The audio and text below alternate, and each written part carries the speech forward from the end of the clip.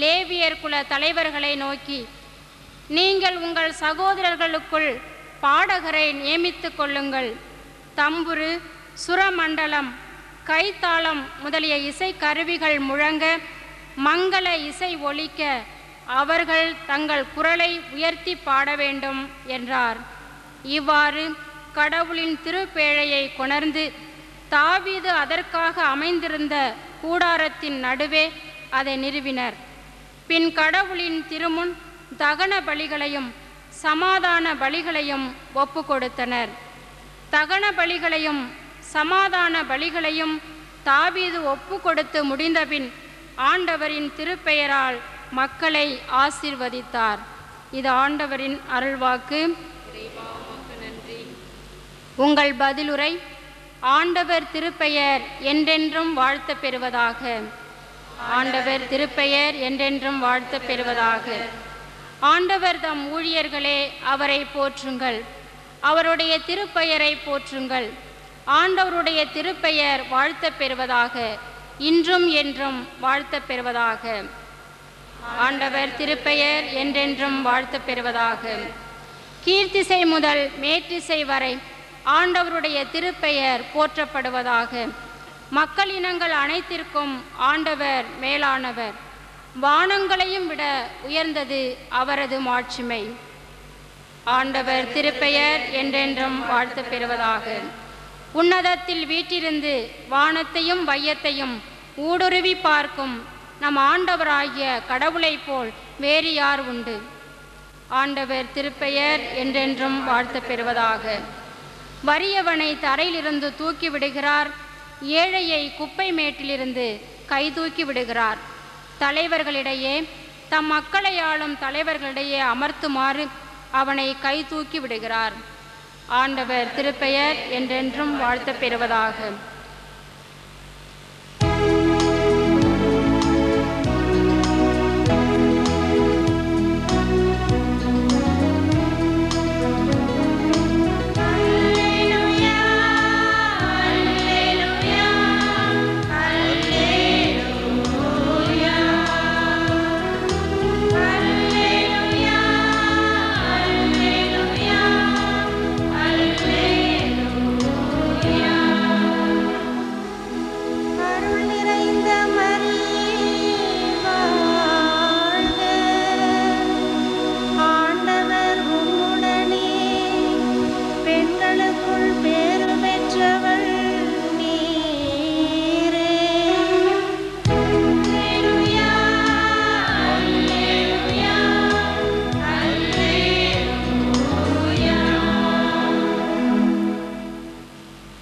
ஆண்டவர் உங்களோடு இருப்பாராக.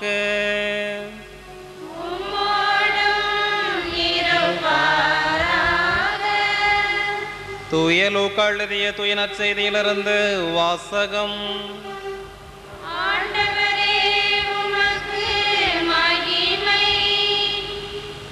லூக்கா எழுதிய நற்செய்தி பிரிவு 1, இறை வார்த்தைகள் 39 முதல் 47 வரை.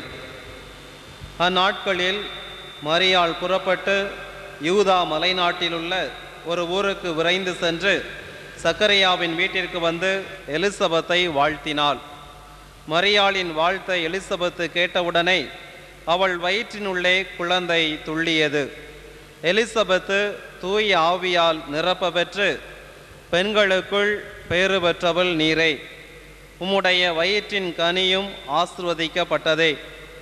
என் ஆண்டவருடைய தாய், என்னிடம் வர நான் வாய்ப்பு பெற்றது எப்படி?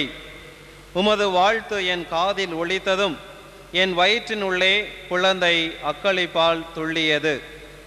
ஆண்டவர் சொன்ன வாக்கு நிறைவேறும் என்று விசுவசித்தவள் பேறு பெற்றவளே என்று உரக்க கூவினாள். அப்போது மரியாள் உரைத்ததாவது: என் ஆன்மா ஆண்டவரை ஏற்றி போற்றுகின்றது, என் மீட்பராம் கடவுளை நினைந்து என் இதயம் களிகூறுகின்றது. இது வாழ்வு தரும் கிறிஸ்துவின் நற்செய்தி.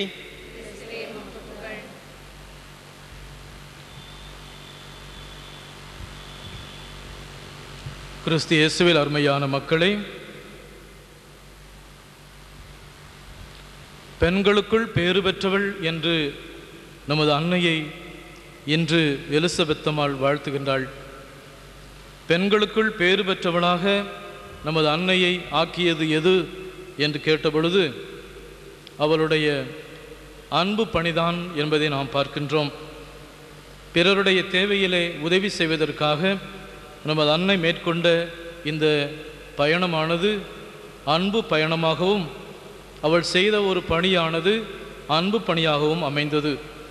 இந்த அன்பு பணிக்காக அவள் பேறு பெற்றவள் என்று கருதப்படுகின்றார்.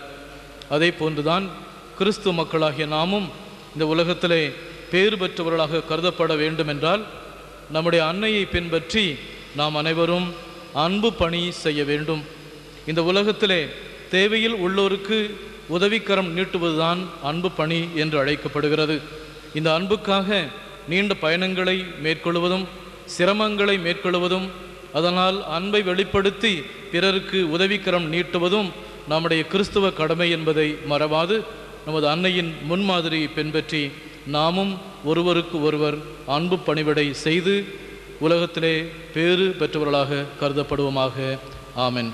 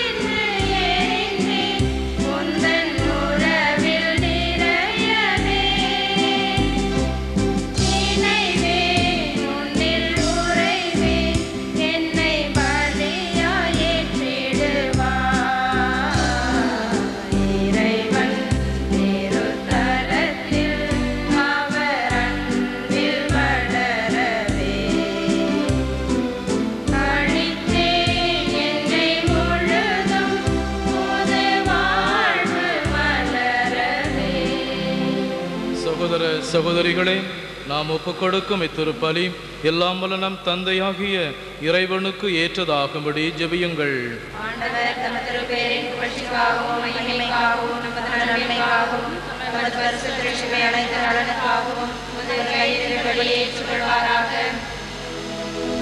இரக்கமுள்ள இறைவா, மனிதரான ஒரே திருமகன் எங்களை ஆதரிப்பாராக. அவருடைய பிறப்பால் மரியாள் மீது கொண்ட அன்பை ஆழப்படுத்தி அந்த அன்னையை புனிதப்படுத்த திருடமானீரே. அதேவும் திருமகன் எங்கள் பாவங்களை போக்கி எங்கள் காணிக்கைகளை உமக்கு உகந்ததாய் ஆக்குவாராக. எங்கள் ஆண்டவராகிய கிறிஸ்து வழியாக உம்மை மன்றாடுகிறோம்.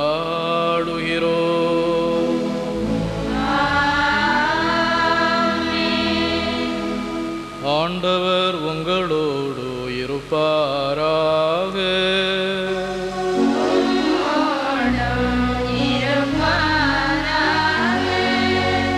இதயங்களை ஆண்டவரிடம் எழுப்புங்கள்.